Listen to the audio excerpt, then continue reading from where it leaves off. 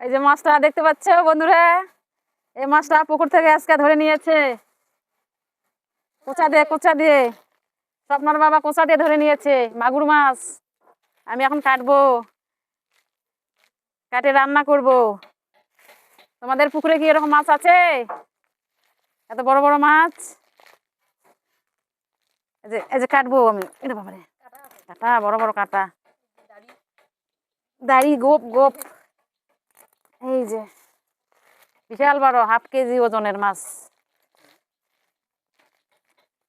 একটু আছে আঁশ, ছোট ছোট টাটকা মাছ, টাটকা। এই যে টাটকা।